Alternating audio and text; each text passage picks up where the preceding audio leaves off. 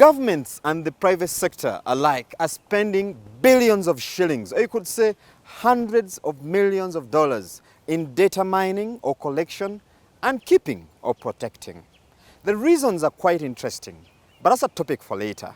This is Money and Markets, and I'm Charles Boyd, your host. Coming up on the show, inflation and how this is set to affect your business. Unpacking the process of delivering that coffee to your table, and the power of artificial intelligence in today's world. Data is so critical for companies today that some have equated it to the gold of this century. Well, how companies are collecting this data, protecting it, and why it is so important is the focus of our next segment.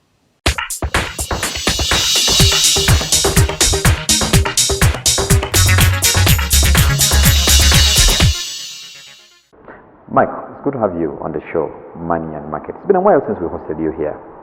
Well, it's 2019 and currently many companies are focusing, on the new things, new areas, to look at. And from what we hear in different quarters, the issue of data is coming out quite prominently. What can you say about data in 2019 going forward? I think data is the next gold mine. So companies that are able to use their data and use it very well are companies that are going to move to the next level. Because lots of companies here have data as a checkbox. So you collect, if you're opening up a bank account, you'll ask me, who is your next of kin? I'll give you the details. You'll ask me, do I have children? Probably yes. And know your customer. Just giving that as an example. And I've not had any bank that has contacted me, for example, to ask me, why haven't you opened an account for your children? And yet on their forms, they have data that talks about me under the KYC. Yeah, they collect a lot of information about me as an individual. But being able to use that data to grow your business is a whole new game. It's a whole new game. So you have what I'd call a mixed bag. Majority of the companies here, or majority of the organizations here hardly use data. Decisions are really made. The greatest data used is the financial data, and it's more on the last bit of the data process, and that is, let's say, your financial statements, but not the different components that move the statement, that make it what it is. So there's need for us to begin to see that data process, the value chain of data, and begin to see the things that move the numbers and see how they imply or apply or impact the bottom line. When you look at Ugandan companies and maybe the public sector, do you think enough effort is invested in protecting data? A couple of processes. I mean, you've had a couple of data breaches here. You've had people's laptops stolen and everything is gone. You've had offices broken into and probably everything is gone. It's resident on someone's laptop or desktop. And like departments like finance, they have a separate server, and somebody comes and takes the server or takes the hard disk and you're gone. And you hear people saying, hey, it's trouble. And probably they have like a drive where they do their backup. So we've gone into automation, which is exciting. However, that comes with a lot of risk, and that's why you find quite a number of companies are still running a dual process. They have a manual and an automated process. And in essence, is really trying to say, should anything happen, I can fall back here. So the way data is treated here with automation, it is still, of course, banks, the insurance, the telecoms, those at a different level. With Ministry of Finance, is a different level. But when you go to different other ministries, just to ask them, give me the status of this, you will have to hop from one office to another, to another, to another. Which brings me to the issue of institutional data structure. Like having an appreciation of how is our data structured and how does it converge and what value do we get out of that convergence? It's still a gray area. Why is it important for companies to pay attention to data? Why is it important to the large players and small players and as well as individuals? Like I told you, it is your gold mine. You work with your data properly, you grow. You pay attention to the data, you grow. I was mentoring a startup that is into bakery. They're into baking products. And I asked them, your numbers, give me your numbers. How many do you sell? Who do you sell? And as we did the interrogation, he found out that he sells 80% of his products to a certain company, and he thought that was his number one client. And I said, but why do those people buy it? And then he came down because of the kids.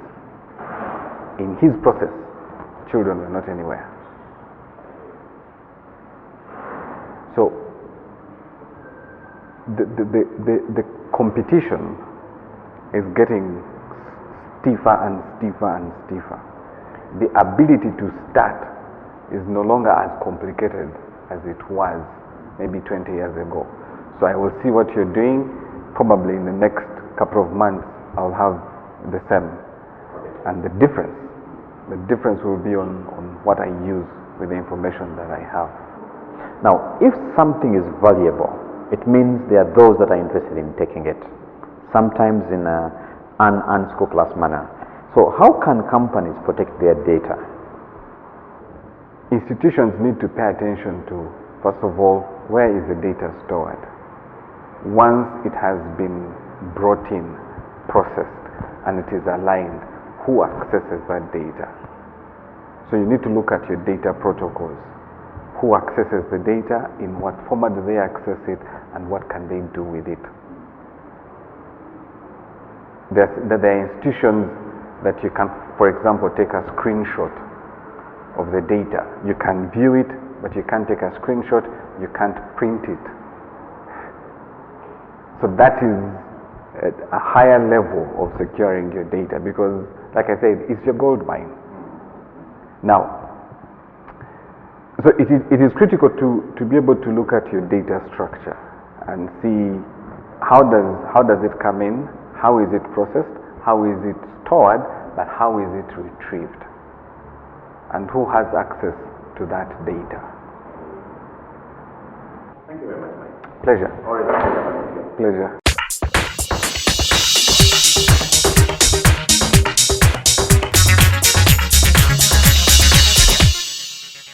In business, the environment where you operate is very critical to your survival.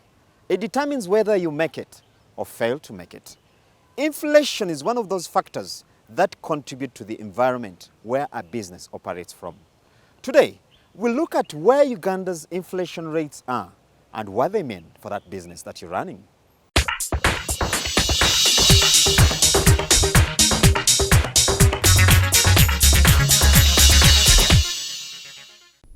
A better crop yield, which eased pressure on the prices of most food groups, helped bring down the December annual headline inflation to 2.2% compared to 3% in November. The decline in annual headline inflation is mainly due to food crops and related items that decelerated to minus 5% in December 2018 compared to minus 3.3% in November. This suggests that the prices of food crops and related items declined between the two periods for the year ending in November 2017 and December 2017. Inflation for the year 2018 rose 2.6% from the 5.6% recorded for the year 2017. You can notice that the 2.6 is lower than 5.6. But this is a build-up now from the previous year. There was an increase, although the increase was not as much as the one we experienced in the current year 2017. This year has generally witnessed bumper harvests in relation to most food groups, especially maize, which is a staple to a significant portion of the population. This, however, did not deter overall inflation for the year 2018 from increasing, with statisticians pointing to the general increase in the prices of critical commodities. And what was the cause of the increase? There was a rise in annual energy fuel utilities inflation to 10.7%, that's the whole year, from the 7.5% for the current year 2017. So FU inflation was higher, implying that the prices under FU increased faster than they did in current year 2017. The major commodities that saw a price jump included necessities like water, electricity, petrol, diesel, kerosene and firewood. More so, the annual core inflation, which takes into consideration price increase trends in the country, registered a 2.4% increase in March, as it is a lower increase compared to the previous year, where it was at 4.4%. It attests to the build-up in general prices increase trend or inflation. The central bank, however, maintains that it is committed to ensuring that the inflationary pressures do not build up. Our monetary policy is fundamentally aimed at controlling inflation to 5%, to not more than 5% per annum. That's the objective of monetary policy. And from experts, the message to the business community and the households alike is that this year will require a lot more frugality, more so because there's no guarantee that the reduction in food inflation, which offered some reprieve in 2018, will jump over into 2019.